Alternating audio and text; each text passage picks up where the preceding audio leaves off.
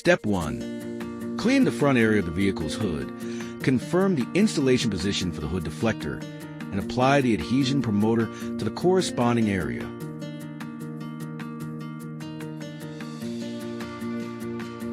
Step 2. Based on the video, peel off a portion of protective film from the double-sided tape. Step 3. After confirming the correct installation position,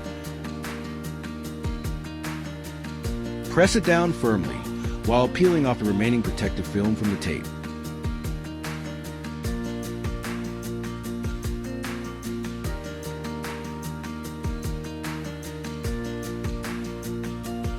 Attention!